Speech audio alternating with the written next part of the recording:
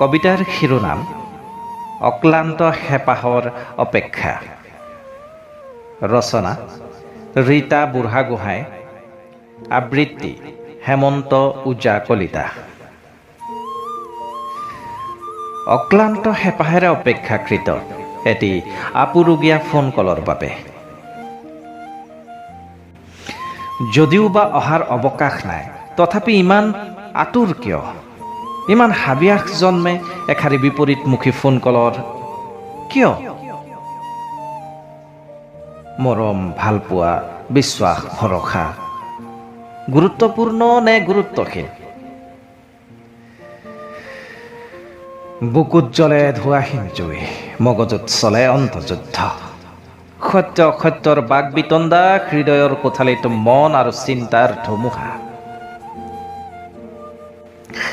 মানুহক ভালপোৱা জুইকুৰাই শান্তিৰ নিশ্বাসক নিঃশেষ কৰে, তথাপি হেঁপাহ নুগুচে ফোন কলৰ এষাৰি মাতৰ বাবে।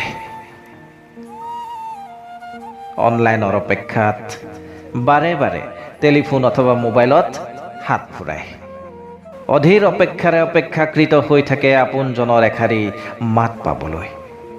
তেওঁ হ'ব পাৰে বৃদ্ধ পিতৃ মাতৃৰ পুত্ৰ কন্যা, একমাত্ৰ বুকুৰ আপোনজন, হ'ব পাৰে বন্ধু অথবা প্ৰেমৰ গৰাকী, হ'ব পাৰে বহুতো সম্পৰ্কৰ হৃদয়ৰ গভীৰতাত বহাই যোৱা চাপ, কোনোবা চিনাকি খন্তেকৰ।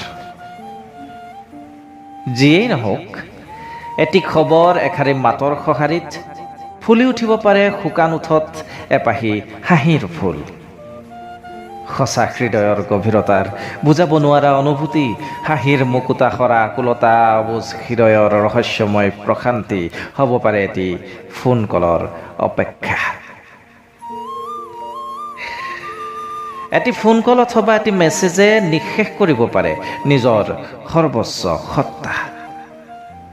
এটি মেছেজ অথবা এটি ফোন কলৰ বাবে হাজাৰ উজাগৰি নিশাৰ চকুলোৰ ধাৰ বব পাৰে।